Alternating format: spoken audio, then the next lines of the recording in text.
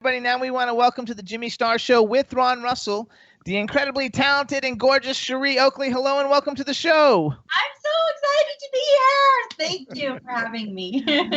Let me introduce you to everybody, starting off with my cool, outrageous man about town co-host, Mr. Ron Russell. I came on this show feeling a little bit down, and now I see your smile, and I feel very up. What a lovely smile. It's a happy, friendly smile. Are those teeth yours? Yes. They're beautiful teeth. I love beautiful teeth. You're a beautiful girl. You should have beautiful teeth. Thank you. Thank you very much. So then we're going to also introduce you to our lady behind the board. She's in our Wellington studios, and her name is Danielle. Say hi, Danielle. Hello, hello, hello. Hi, Danielle. That's so much fun. I love it. Hello. And then we've got the man, the man behind the videos. His name is Scotty J. He's in Pennsylvania. So say hi to Scotty J. Hi, Scotty. How are you? Good, Cherie. Love your voice. Thanks. Thank you. I haven't heard any of her. And then we have, yes, you have. I've heard her music. Do I like it? Yes. Oh, You're I gonna mean, hear one in a I minute. don't listen. Listen, I never investigate anybody we have on. I don't like rehearsal. It's all fresh. I have no idea what I'm going to ask you. I have no idea what you're going to tell me or what I ask you. That's what makes our show so unique because I love that. it's not. It's what do you call it? It's not scripted. Not scripted. And So we have two chat rooms. One where everybody's watching wait a minute, video. go back to her music. No, wait. What music is she? You've heard it. Which one? Well, we're gonna play some of it in a minute. We just played one a minute ago. You heard a part of it. I couldn't hear it. We don't Okay, have so that. that's okay. Here we go. Is she in my car? No, not yet. Oh, you never put in my car yet? You never put them in your car until after they come on the show. Oh, that's my Academy Award. If I like your music, you go in my car. I drive a convertible, and I blast my music. And when I'm at traffic lights, I watch the people's reaction. If they go, ugh, or if they go, oh, who's that? Who's that? So that's how I get my people in the street opinion. Well, I So gotta know if you put me in your convertible. Jimmy said I've heard your music and I like it. Yeah, so he likes I it. know you're going in the car. So hold on. We have chat room. We have two different chat rooms going on. So we need you to say hi to everybody in the chat room and then say hi to Eileen because she's in one of the chat rooms. Oh, Eileen, I love you. Hi, how are you? Everybody loves Eileen. I know. She's the best. She really is. She's my mushbooker.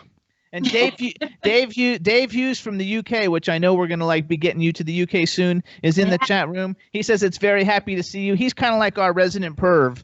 He likes all the beautiful women that we have on the show, and his favorite is Sadie Katz. But he's in there saying it's so nice to see you. Talking about Sadie Katz, she's in Genoa, Italy, knocking them dead, doing this fabulous movie that I cannot wait when it's released to see. And Sadie is really. You know who Sadie Katz is. She's one of my dearest friends and an actress. She's a horror movie actress. Star of horror movies, but now she's in a legitimate film now, not a $2 movie. She's in a multi-million. Oh, wait a second. Movie. You said you love horror. What's a horror movie that you like? Oh my gosh. Well, my husband is super good friends with Patrick Wilson. Oh, is he really? Yeah. Yes. And so, of course, that made me super good friends with him. But he's the sweetest guy in the world. He's super talented. And, of course, he's done all kinds of movies, comedies, drama. And that Conjuring, they got a new Annabelle movie's getting ready to come out. I know. And I think they have a cameo in it because that's all connected and stuff. So he's done, gosh, I feel like he's kind of the new king of horror movies now, which, of course, we go see them all. And I love him. But it's great to be kind of behind the scenes because he'll tell us nah, this one isn't really worth going to see.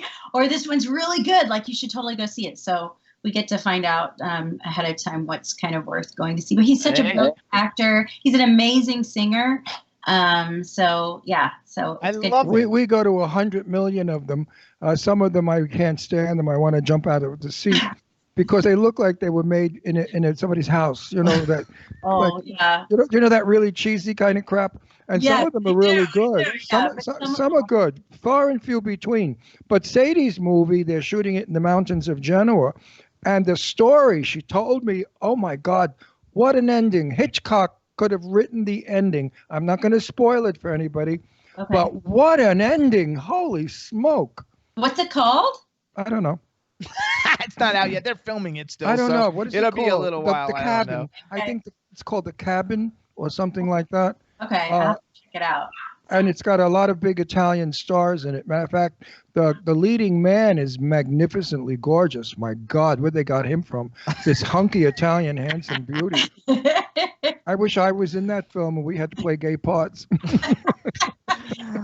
All right, so let's go. We're going to go from horror. We can come back to horror. We're going to talk about you. So first of all, everybody, this is Cherie Oakley. You can follow her on social media on Twitter. She's at Cherie Oakley, Cherie Oakley, Oakley. Her Instagram is probably Cherie Oakley, and so you have to write it out. And her website, and what's your website? CherieOakley.com? CherieOakley.com. There you go. That was easy to do. Remember her name, Annie Oakley? Cherie Oakley. Easy. And you guys, we've been playing several times over the last couple of months her first debut single, Work It, which we're going to play in a few minutes. Work It? Yes. That's her? Yes. Oh, that's a good song. I like that one. Hi, how are you? Nice to meet you. I like your song. Work Did It. I make your convertible? Am I going to be in your convertible now? I think Work It might be there already. I'm not sure. No, I didn't put it in We yet. didn't put it in? I never put it in until they come on the show. I love Work. See, I remember the title too. I loved Work It. Oh, Great song. It's going to sell. And so much. I appreciate No, really, it's gonna go. It's a good, and I don't like crappy music. Please trust me. You know, we have so many guests on that sing and bring music, and I want to be polite. I was raised with, if you have nothing nice to say, you say nothing at all, Right. and that's what I do. I say, "Oh, gee, your hair's really pretty. What a nice color. Who does it?" You know. But I don't talk about the music because I can't lie to my audience and say it's fabulous when they sound like car brakes squeaking and they sing. So let's talk a little bit about, like, first of all, because I'm a big Voice fan. Ron doesn't watch any reality television, so he doesn't watch any of it. But I look at all of it because I used to work for a record label, and she was on The Voice. She was on season 1 of The Voice, so that's before anybody really knew what it was. Did you win? She didn't win, but she was on Team Christina Aguilera, who is one of my favorite singers of all time. I think she's fabulous. And I have a very good friend, Moses Stone, who was on Team Christina in season 2. Oh, yeah. Okay. He was the rapper. He was the rapper guy on it. Is that the show that Nicole was on? No, she was on X Factor. X Factor. She was on X Factor, which is another. I watch all of them. She didn't watch. So tell us just a little bit. Like, did you have fun being on The Voice? I mean, it gave you a little bit of exposure. Yeah, it was. It was a weird thing for me because when I was contacted by The Voice, I didn't. Sorry, I'm moving my thing around. I didn't pursue it. I'm like you. I don't really watch a lot of reality TV, and I guess that's because I've done a lot of reality TV as a background vocalist with other artists and things, and so I've not been a huge fan of it, honestly. But I was contacted by it, and I was like, okay, I'll sit down and I'll do a little Skype thing. That's what I did. I was like, if I got to go stand in line, I'm not doing it. If I had to go, like out of my way, like I'm not doing it. So I literally sat in my kitchen and I sang for somebody. And then within like 24 hours, I had tickets purchased for me. And I was told, pack your bags for like 6 months or something crazy to go out to LA. And there I was on a flight out to LA to do the show that I had no idea what it was. It was the first season. So nobody knew what kind of a show. Like, is it going to be, a show that's a lot about behind the scenes and drama? Is it going to be, like what kind of a show is it going to be and what's the reception? And nobody knew. So we were kind of the guinea pigs. It's all changed now. Now they fly people back and forth and you're out there for a little bit. But when I was out there and I stayed out there for a really long time. It was kind of like Survivor on crack meets. And it was kind of like, what the heck have I gotten myself into? Because it was a little like, just because they didn't know what they wanted. So they got everything. They pushed us to our limits. We had 18-hour-long days, and then we'd have 2 hours to sleep and then get up and start again. And everything was on camera. So if you had meltdowns and you fell apart because you were exhausted or whatever, everything was on camera. And so it was a little crazy for me. I'd never done anything like it. I'll probably never do anything like it again. Now, is it really fixed? Because we have a friend that was on one of those shows, and I'm not giving the sex of the friend either. So I'm going to say, and the friend said it's crooked. The winner is not necessarily who the winner should be. And I believe that, it's all according to the audience and what they get from the performer. I don't watch the show because I don't think it's fair. Do you think it was fair in the way they dealt with you? Oh, okay. I love how you worded that question, actually. We all had to sign contracts that were $1 million lawsuits if we told all the details. So no disclosure. To answer your question, do I think it's fair, and do I think it was fair with me? No. Okay. Now, we've had winners from X Factor, American Idol, and The Voice, all three on the show. And my friend should have won, but didn't because of sexual harassment. Mm-hmm.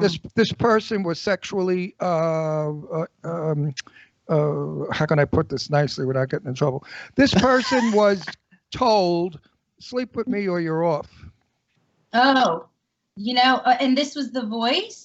No, I'm not saying what it was. That one was X Factor. We're not saying. No, don't say it, Jimmy. Then they'll know who it is, and I'll get in trouble. That's okay. This person is a very, very dear friend of mine, a sweetheart of a person, and I don't want to get this person in trouble. But anyway, it was a reality show, yes, and it was by a judge. Right. And this person right now is in Europe knocking them dead. Oh, but I think that I like to watch it. I'll tell you what, I don't like The Voice, the whole thing. I only like to watch the blind auditions. And the same thing with American Idol, and same thing when X Factor was on. I only like to watch the auditions. I don't really like to watch it after that, where it gets all competitive. I just like to see the true talent of the people coming on. I want to get back to this because this is an interesting conversation. The one that won, what did they do? Like rub a banjo with a cigar box and sing? No, Cassidy Pope on yours, didn't she? Who? I did actually perform on the season finale that she did win, but I was with Kelly Clarkson at that time, so we performed on that episode. But no, the person who won my season was Javier Colon. Oh yeah, Javier. Okay. I love Javier. I think he's amazingly talented. Where has he gone now? There was major issues between he and the label, and he parted ways with them. I've met him. He was a very nice guy. So where is he now? I mean, is he gone with the wind, or is he still working? He's still working, still making music, still touring, which deservedly so. I think he's phenomenal. So. Absolutely. Oh, you're generous. I think it's fun. I think I like to watch all the shows. It's true that I think there haven't been a whole lot of superstars come off of The Voice in any of the countries, because I watch them in every country. Not like they had a few really big ones from American Idol, which you've worked with. You've worked with a bunch of the American Idol ones because you were with Kelly Clarkson, and didn't you do something with Carrie Underwood? I mean, those are the two biggest stars off of American Idol. Shows remind me of Major Bo's Amateur Hour years ago on early television, 1948, 1949. This guy used to have people come on, amateurs, and sing and dance and whatever. And this was so fixed because back then they fixed TV like you can't believe. And any family that gave him like $5,000, their kid would win. I mean, and some of the talent was atrocious. I mean, you had to really throw up from it when you watched it. Throw up from it. But they got away with it. TV, like people say, these reality shows. I have so many friends in reality shows, or have been in, and circulate, and they all said, "Ron, what reality? We have a camera crew of 100 people. We have a food wagon, and you have a script. Wait, we have a food wagon. We have nurses on hand. We're not in the desert alone or in the jungle alone. So it's the hoot." Keeping up with the Kardashians, it's like, as a viewer, because I do watch them. As a viewer, don't you ever think, like, are they really going on this trip to pursue this ridiculous thing because that's what they would do in real life? No, this is what the producers thought. Oh, this will be fun. Let's send you over here and have you meet a guru and have him do this in your life, and then let's cause some drama between, this one and this one because they're divorced now, and let's see what happens with them. And I mean, that is all construed. It's all construed. And no, you don't have set lines that you're given, but you're prompted. You're put in situations that are totally set up. Because the reality is a reality television show with just a camera sitting in your house while you sit there and eat popcorn and watch TV is not interesting. This is a reality show that we are, because we got crazy things that we do and say. But we have another good friend of ours who writes for one of the Housewives shows. I'm not going to say which one. and he said that they absolutely sit around with these broads in private, and they say, "Listen, what did she say about you when you had your hysterectomy?" Or something like, no, really. And then the one said, well, I told her she was a whore, and that's how come she wore it out and she had to have a hysterectomy. Good, let's use it in the show. And that's what they do. They do. They do take parts of real life, but then pull it out. They find ways to create drama with it, to pit people against each other, to create ridiculous scenarios that they can put you in, which might be funny. The reality of a reality show, whether it is a talent competition or whether it is Keeping Up with the Kardashians or whatever, it needs to be entertaining. So how can we make it entertaining? And that's the thing. And you know what? I'll say this about The Voice.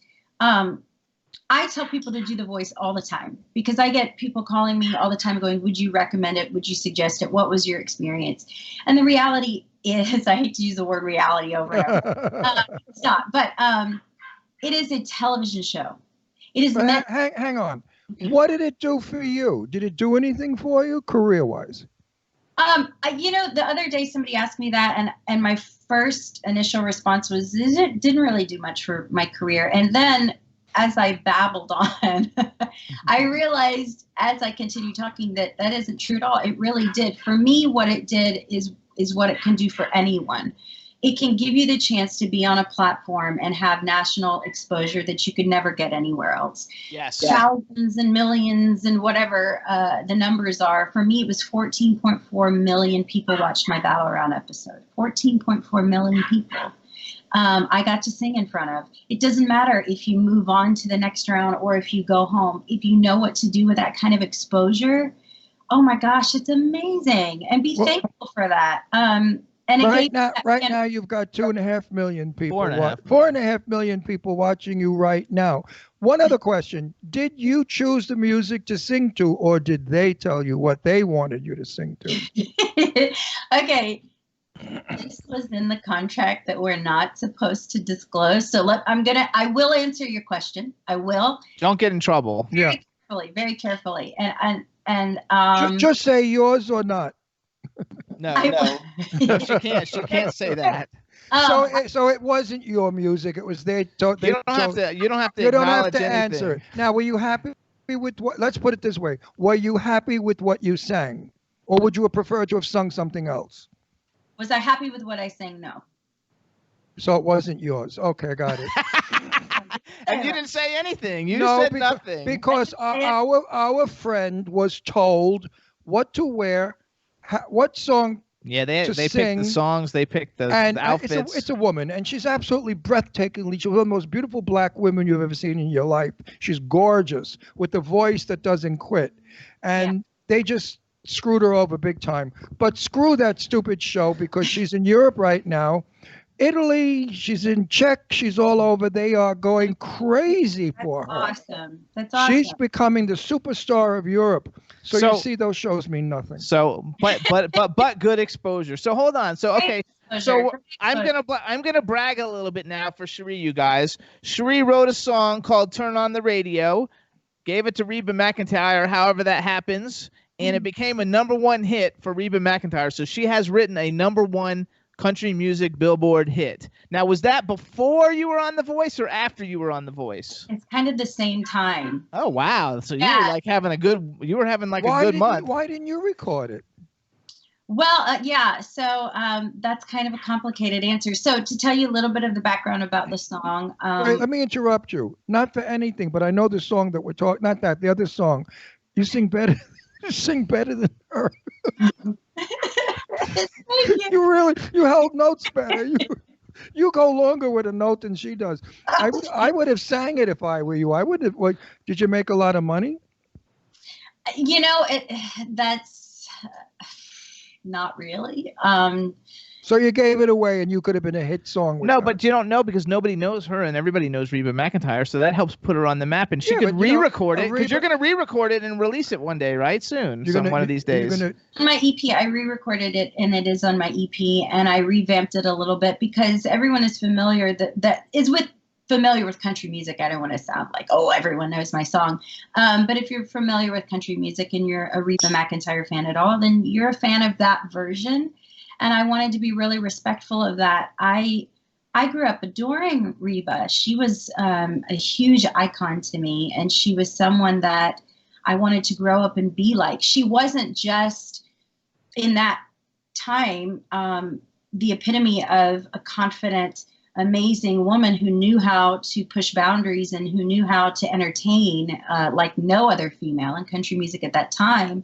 But she was also a woman that stepped out of country music and into film and into television and created an empire. And so for me, she was just the epitome of all the things that a woman can do. So what do you think? What do you think of Dolly Parton? Oh, I think she's incredible. I think she's a legend. I think she's, as a songwriter, I think she's unmatched in country music. So hang on, I'm gonna go back though. Okay, so you were on The Voice, then you wrote "Turn on the Radio," and it became a #1 hit for Reba McEntire, who is a queen. Everybody in the chat room, they're all saying like she's like, you know, if you were gonna write one for somebody, that was the one to write one. I adore Reba McEntire. I know. So it's a big deal, and that has helped you because like you have like bragging rights because Reba McEntire recorded one of your songs, and you're a brilliant songwriter because we know that from the other songs that we've heard that you've done, especially "Work It." So I'm gonna do some other bragging, and after I do the bragging, we're gonna play the "Work It" music video for everybody. Oh, good, I like everybody out there. You're in for a treat. Okay, so this is good. This is like my way. When we have an actor come on, what I do is I say, you know, this actor's worked with all these different famous actors, and we don't get that many musicians that are on, except for like Scott Page from Pink Floyd. We don't have that many musicians who've worked with as many great people as you have. So you guys check this out because this is like super freaking impressive. So as a studio session vocalist, she's worked with the band Perry, Martina McBride, Kelly Clarkson, who's like my favorite, Vince Gill, Reba, Gretchen Wilson, Cassidy Pope, and Sarah Darling. Cassidy Pope's from Florida, so like I knew her back before she was famous. You did, yeah. Yeah, she was in a rock band that used to play locally all over the place. Then she's toured and been a background vocalist for Carrie Underwood, Kelly Clarkson, Gretchen Wilson, Amy Grant. I love Amy Grant. Trace Atkins. I don't really like Christian music, but I love Amy Grant. She's performed with Sheryl Crow, Vince Gill, Reba, Martina McBride, Luke Bryan, Leanne Rimes, Jennifer Nettles, Casey Musgraves, Big and Rich, George Strait, Idina Menzel, who I absolutely love, and Mary J. Blige, who's like the queen of hip-hop soul, queen of soul, basically. She's like the Aretha Franklin like replacement. And then, you guys, listen to some of the places she's performed, because this is like this is almost more impressive than the list of like superstars she's worked with. She's performed at the Billboard Music Awards, the American Music Awards, the ACM Awards, the CMA Awards, VH1 Divas, The View, The Tonight Show, Ellen, The Today Show, Good Morning America, CMT Diaries, American Idol, The X Factor UK, which I love that show, BBC Breakfast, Live with Regis and Kelly, The Late Show with David Letterman, Star Search. What did you do on Star Search? Were you a contestant? Yeah, I was a junior. Oh my God. Were you really when you were little? Yeah, the same year Britney Spears and Christina were, and Justin. We were all in the same year. And what's right. What's the best part of you? I'll tell you what the best. That's all wonderful. All those credits are terrific. But you know what the best part is? You're still a person. Oh, well, very much so. And that is so sweet because so many people have so many credits and they really think who the hell they are, and they have such friggin' attitudes that you want to smack them around a little. But you are just as homespun. You're not Jewish, are you? No. Oh, so you can't use Jewish words with you, but you're like Hamish. Hamish in Jewish means a home girl, and I bet you're a good home girl. She's a mother. I mean, like you're not wild out there doing drugs and banging everybody and running around like a crazy. She has a husband and a 5-year-old. She's normal. She's a normal, nice girl with a great voice. She lives in Nashville. And you got some voice, kid. Let me tell you, because your speaking voice is so powerful. I'm listening to you as you speak, so it's easy for you to sing. And I love Nashville. The hills of Nashville are so beautiful. Yes, they are. They're beautiful. It's getting bigger and it's changing. Yes. So many people are coming in. Yep, that's right. You could buy a house. They're really cheap, too. Well, you could. I couldn't, but you could. No, I'm poorer than you are. You're I wish I did all that you do. I do $2 movies. All those horror movies that he talks about that he can't stand, he's in a bunch of them. And I get paid. I get $200 a day. Like, live on that one, sweetie pie. So hold on. Now we want everybody to hear "Work It," and then we're going to come back and talk some more. But am I going to hear it, or we're not going to be able to hear it? I don't know. Scott, could you plug it in so that we could hear it? Because I really love this song. I think Danielle does that. Danielle, do plug that. me in, honey. I really like this song, and I need an up because I'm tired from working in the patio. And also, just throwing this out to the universe, but there's a great hair care product line called Tresemme, and their theme song, their thing is "Work It," and this is a great song. So I just tweeted this to Tresemme that they should totally be using this song in their campaigns for all their commercials. So anybody who's listening who sees my tweet, please retweet it because she should totally be hooked up with Tresemme. She's beautiful. She's got long hair. You know who she looks like? She looks like that actress I like. Oh, that really narrows it down. Keira Knightley. Who? Keira Knightley. No. She does look kind of like Keira No, Knightley. this one is fabulous. Keira Knightley's fabulous. No, this one is a classic. She's maybe in 40 now. This one's too young. You're much younger than she, but she's got a sister. They're sisters. And what's she been in?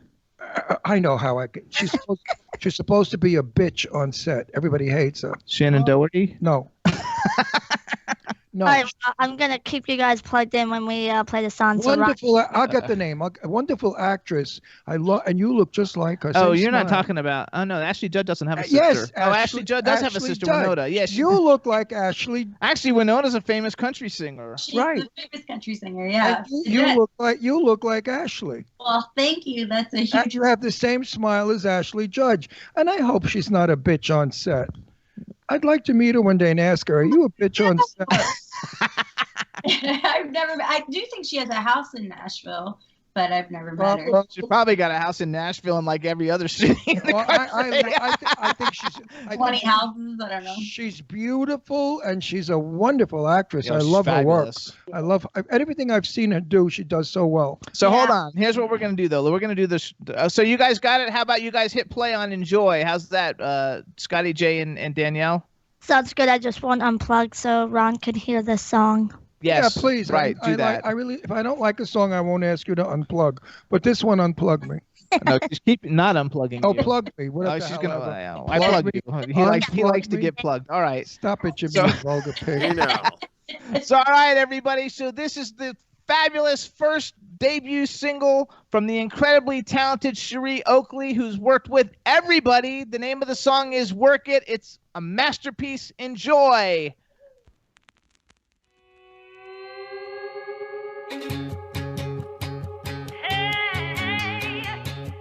I like that. Working overtime, all you ladies working all night, barely getting by, hanging on for dear life, holding up your heads even when the day is through. Go and get 'em, girls, doing what you do. Put your makeup on with a smile, 'cause you know you're so damn strong. Yeah, we got what it takes. We won't break. Hey, hey, hey, work it like a mother. Work it like a lover. Work it, girl. You know you're worth it. Show 'em what you're working with, 'cause you know how to work it. Work it. Yeah, yeah. Stepping in or out, strutting with a confidence, managing the house, clubbing no relationships, hacking up our boots, ain't afraid to get down and dirty, showing off our minds, lethal thighs, flirty, single, or taking him down like a club. ROKU, the age ain't nothing but a number, so on it. Hey, hey, hey, work it like a mother. Work it like a lover. Work it, girl. You know you're worth it. Show 'em what you're working with, 'cause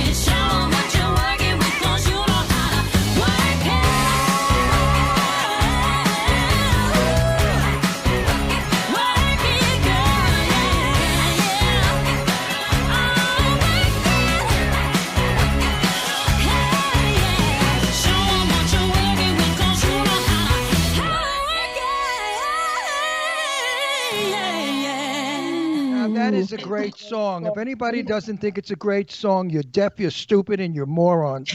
That is a fucking, I cursed. That is a great song. I can't put it in the car. You know why? Why? I drive an Audi TT Roadster convertible. I live in the desert. I could do 125 in that car with this music on in 2 seconds. I just felt my gas pedal pushing. It is such an up song. It makes you want to get out there and really get energetic. Oh, I'm so glad to hear you say that. I mean, that's what I wanted. That's what I hope. It's a great song. Listen to me. Cut it quick. Cut to the reality. It is a great song. I love it, and I'm sure everybody listening. What does the chat room say? They love it. They said they love how classy the video is, how well done. Can they buy that, or can they steal it? Yes, they can buy it. They can't steal it and steal it off streaming, because streaming is pretty much stealing. Yes. Yeah. What is all that about? You know, so many of our singers are really pissed off. What's her name? Stop recording. Who I love. Stevie Nicks. Stevie said, I'm not recording anymore because they're stealing my music. I'm only doing live performances. How do you feel about that, stealing the music? Wait, I want to go back to the wait a minute. I'm on Spotify. Does Spotify steal your music? They don't steal it, but they have it.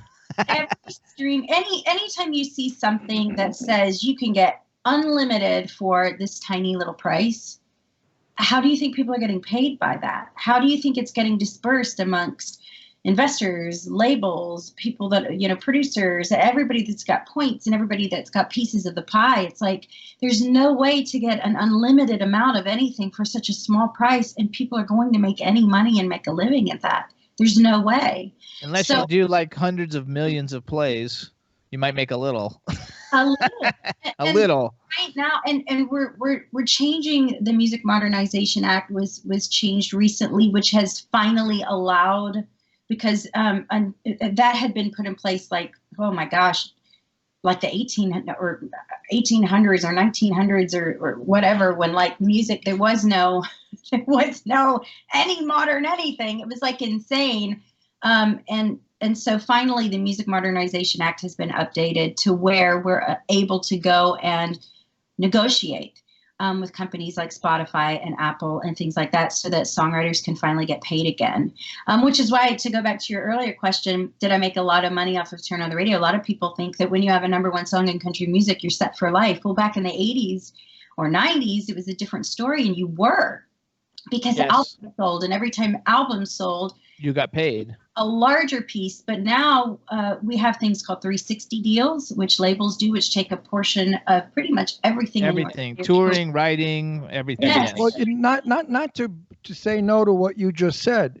Again, we have a very dear friend who is in a very famous group. They've sold millions and millions and millions of dollars in music. And how much did she want? I'm talking about Joya Bruno. Oh yeah, she didn't make any money. She made $500. Yeah. Joy, Joy is from the group Expose. Expose is very good friends of ours. The girls from Expose. Yeah, and Joy is Jimmy's buddy for years. They had 8 top 10 hits, and they didn't make any money at all. No money at all. And they used to sell out like 30,000, people arenas. Yeah, and BNGB, another one that had a great hit that was out there. She made $1 million, but millions of dollars. She got zapped. They stole these people blind in the 80s. So not everybody made money back then. The music business is really a crummy business. What your record deal was and your management, things like that. And you really have to, it's sad to me that there are people out there that want to take advantage of people that want to make it so desperately that they're naive and don't know. And then they'll sign anything they don't know, and they get very easily manipulated. You want to hear a great story? This story just came in. I love her, CeCe Peniston. Finally, you know that song. Finally, it has happened to me. Yeah. CeCe Peniston. Peniston. Love her. Love her to death. Priscilla, Queen of the Desert, used that music in the film. Oh, yeah. They did not pay her 1 penny, and they changed the title of the music.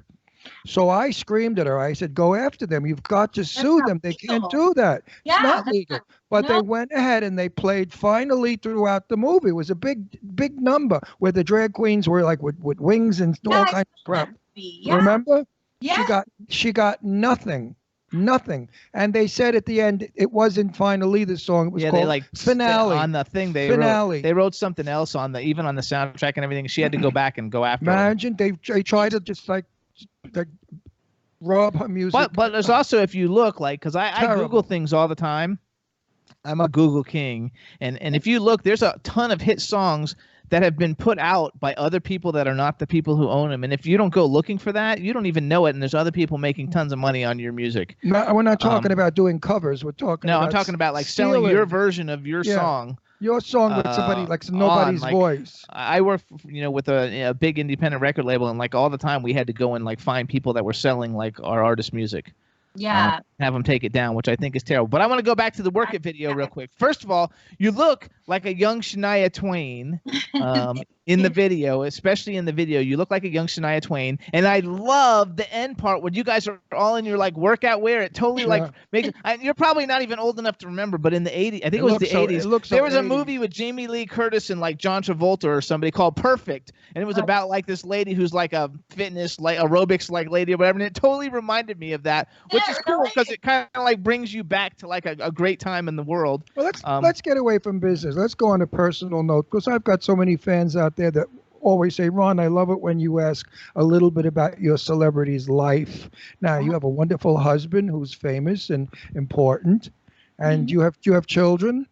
I do. I have one daughter, and I have 3 stepsons. Oh, so you've got a big family. Yeah, so I know I tell people all the time, like, message me, because I feel like it's such a privilege to get to know fans of my music, but it's also, to me, even more of a privilege to get to be able to talk to them about real life situations.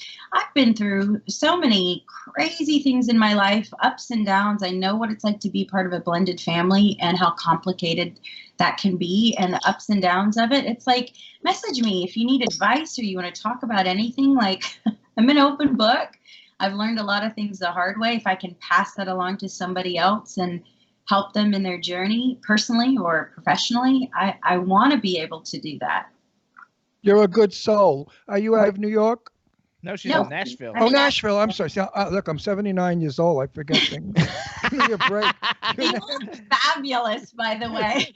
Yeah. Well, the taxidermist that I know does a good job. Yeah. He stuffs me. I'm so stupid. Of course, you're out of Nashville. But so what are the ages of your children? She just turned 5. So you got a little baby. Oh, how sweet is that? Yeah. I have 2 daughters. Of course, they're older than I now. But when they were 5, I raised my children alone. I'm the original Mr. Mom when nobody did it. And yeah, they all said my children were going to grow up to be dope addicts, hoes, or lesbians because I'm gay. Well, they figured gay men can't raise 2 children, and I did. And my daughters are absolutely never did drugs. They're not sluts, and they're just wonderful human beings. That's awesome. Yeah, so that's baloney about men can't raise children. Forget about it. Absolutely it is. The whole thing is baloney. Children need people in their lives they can count on who will love them, support them, encourage them. Love. It's all about love. Love them enough to discipline them and teach them right from wrong. Mm-hmm. And nothing else matters.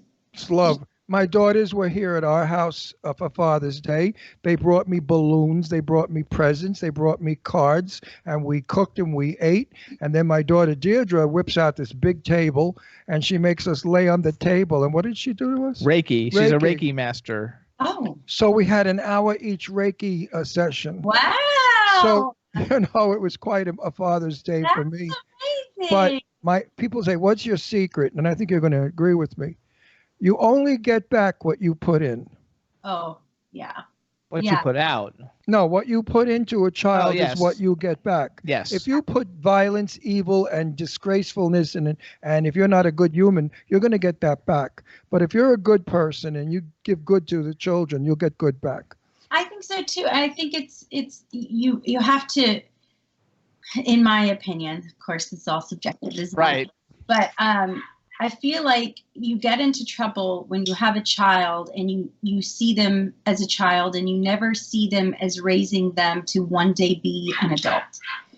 And so for me, I look at my little girl and I know the evils of the world. I know the things I've been through. We talked a little bit about this off the air, sexual harassment and the rejection of the industry and all different kinds of things. And you want to prepare, in my opinion, your child to be confident, self-assured in who they are, to love other people, to know how to deal with the ups and downs.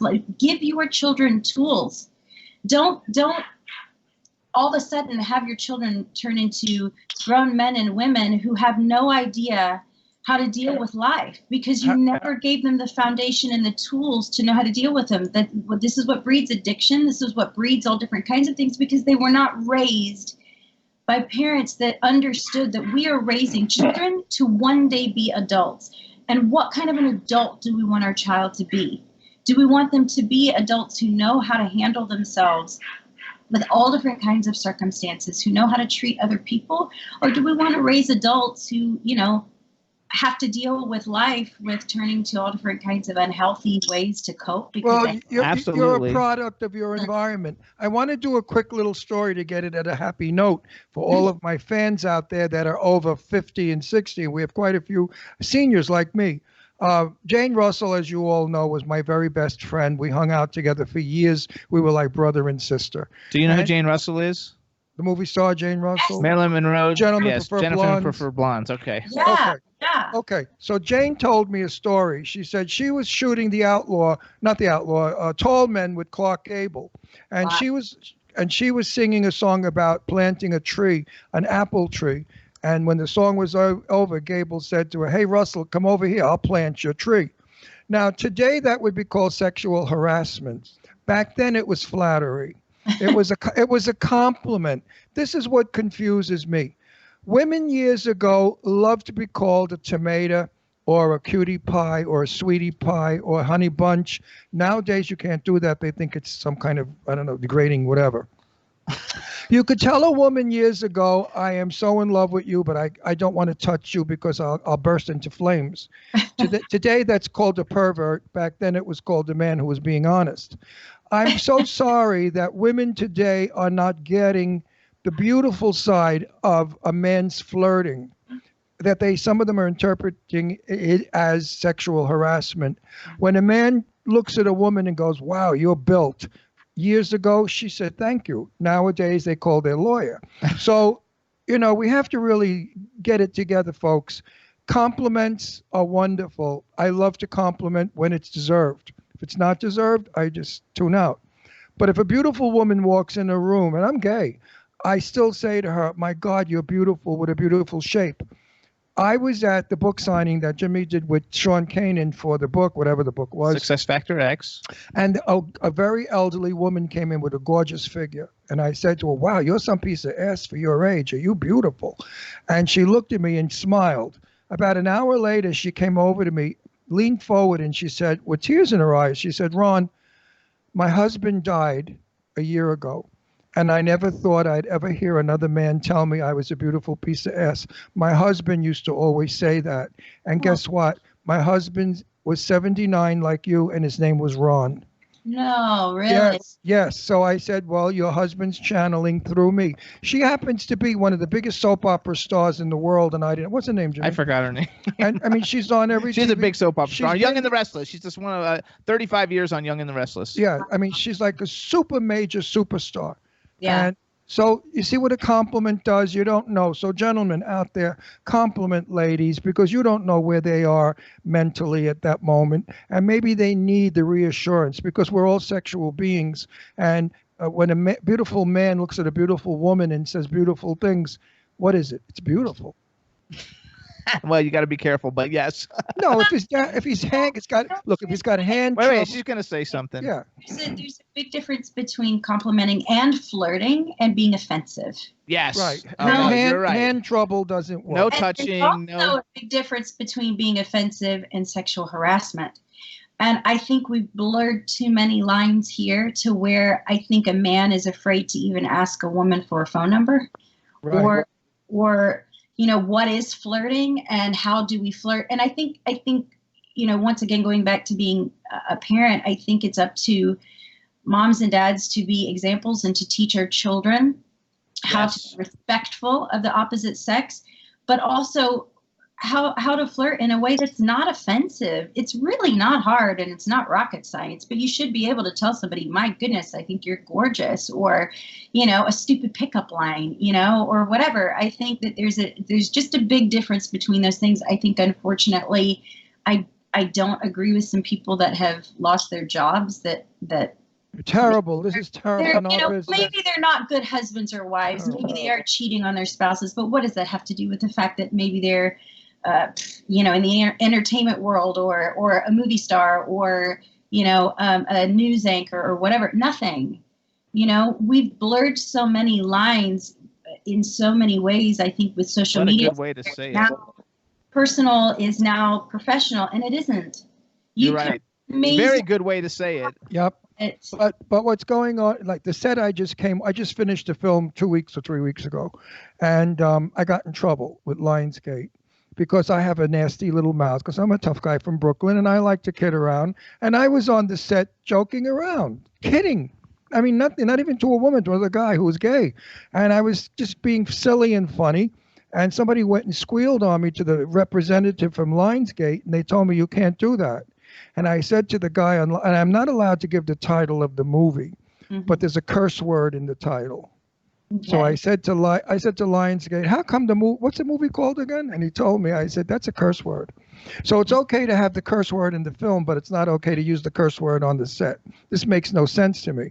So I was talking to Judith Chapman, another soap opera actress who's a friend of mine, and she said, they did the same thing to us on The Young and the Restless. They came and said, no more this, no more that, no more the other. And Judith said, yeah, but I'm going to do a scene now in bed with a guy where we're having sex and we're talking dirty. How come that's okay on the screen, but not on the set? So that's what I don't get. Yeah, well, and I agree with you. I think some of that, I think we publicize things that shouldn't be publicized. Not everything is a news story, Somebody flirting with somebody shouldn't be news, because I think what we do is we've created, and when I say we, I mean they, not me, because I wouldn't create it. I think they have created drama that has turned into now laws, and now people hiring attorneys, and now people losing jobs. Out of whack. It's way out of whack. Yeah, I think, I think sexual harassment needs to be taken seriously. When I say I've been sexually harassed, I'm not talking about somebody flirting with me. I'm talking about somebody forcibly kissing me when I was pushing them away, saying no.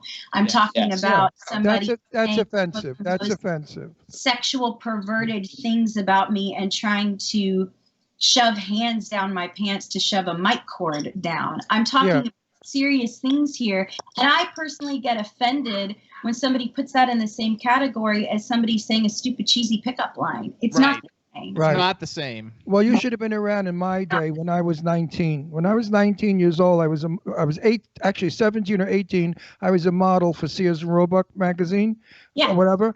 And we did the photo shoot. Well, they certainly took their time fixing the part of my trousers that they shouldn't have been in.